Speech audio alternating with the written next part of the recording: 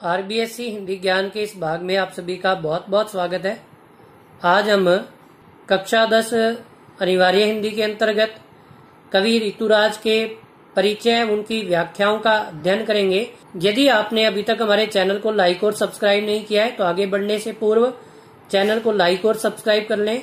देखिए, कवि ऋतुराज, इनका जन्म 10 फरवरी 1940 को हुआ था और भरतपुर राजस्थान इनका जन्म स्थान है। इनकी शिक्षा स्नातकोत्तर अंग्रेजी में हुई। इनका लेखन कौशल कविता संग्रह माना जाता है।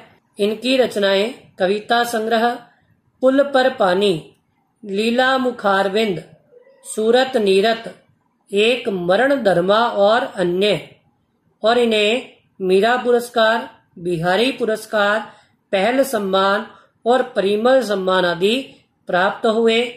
देखिए इनकी विशेषताएं। कवि ऋतुराज वंचितों, पीड़ितों और उपेक्षितों के कवि माने जाते हैं। जन सामान्य की पीड़ाओं को चित्रित करने के लिए इन्होंने लौकिक परिवेश की भाषा को अपनाया ताकि जन सामान्य आसानी से उसे समझ सके अथवा ग्रहण कर सके। इनकी रचनाएं सामान्य जीवन की घटनाओं का वास्तविक चित्र प्रस्तुत करती हैं। कितना प्रामाणिक था उसका दुख, लड़की को दान में देते वक्त जैसे वही उसकी अंतिम पूंजी हो। लड़की अभी सयानी नहीं थी, अभी इतनी भोली सरल थी कि उसे सुख का आभास तो होता था लेकिन दुख बांचना नहीं आता था।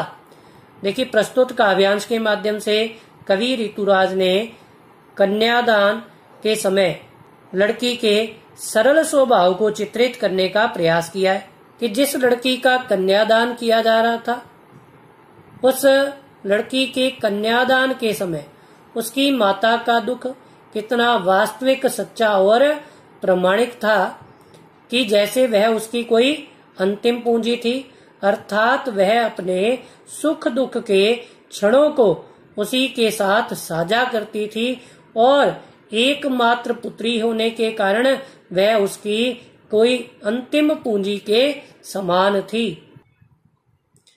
लड़की अभी सयानी नहीं थी, अभी इतनी भोली सरल थी कि उसे सुख का आभास तो होता था लेकिन दुख बांचना नहीं आता था। बांचना अर्थात समझना। कवि कहते हैं कि जिस लड़की का कन्यादान किया जा रहा था वह अभी समझदार नहीं थी, अर्थात उसके बुद्धि कौशल का भी पूर्ण विकास नहीं हुआ था।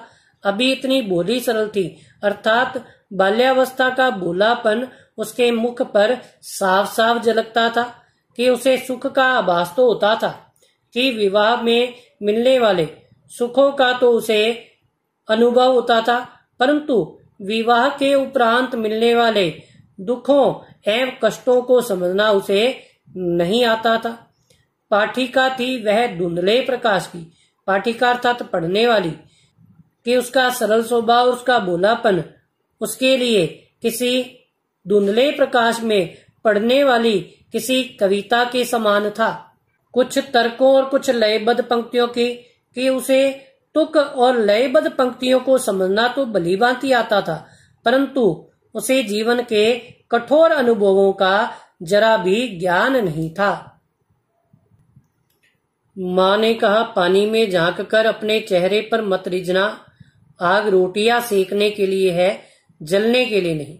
देखिए, प्रस्तुत काव्यांश के माध्यम से कवि ऋतुराज ने एक माँ के द्वारा अपनी पुत्री को दी जाने वाली शिक्षा का वर्णन किया है।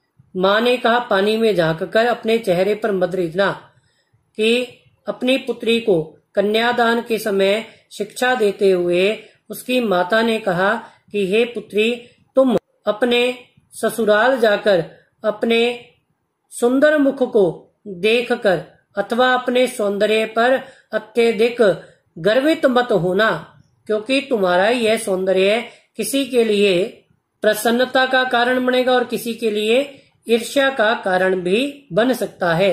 आग रोटियां सेकने के लिए है, जलने के लिए नहीं। कि स्त्री के लिए आग का मुख्य उपयोग रोटियां सेकने के लिए है, परंतु तुम किसी आवेश में आकर अथवा किसी कष्ट को सहन करते हुए स्वयं को जलाने की मंशा कदापि अपने मन में न लाना, अर्थात आग का उचित उपयोग ही करना। वस्त्र और आभूषण शाब्दिक भ्रमों की तरह बंधन है स्त्री जीवन के।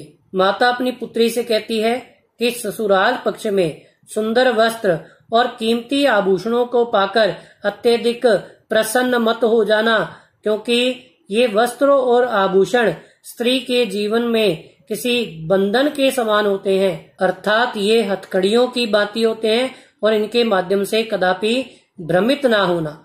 माँ ने कहा लड़की होना पर लड़की जैसी दिखाई मत देना।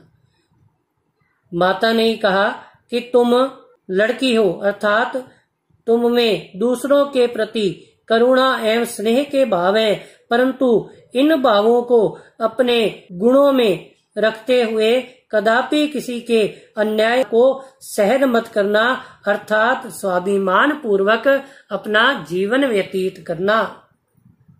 देखिए, विशेष की बात की जाए तो वस्त्र और आभूषणों को शाब्दिक ब्रह्म कहा गया, क्योंकि जिस प्रकार शब्दों के माया जाल में किसी को भी उलझाया जा सकता है, उसी प्रकार वस्त्र और आभूषणों के माध्यम से किसी भी स्त्री को अपने पक्ष में किया जा सकता है। अतः कवि ने इन्हें शाब्दिक भ्रमों की संज्ञा दी है। और लड़की होना पर लड़की जैसी दिखाई मत देना, यहाँ पर लक्षणा शब्द शक्ति का प्रयोग हुआ है। आशा करता हूं कि आपको कवि ऋतुराज की व्याख्या भली भांति समझ में आई होंगी। धन्यवाद।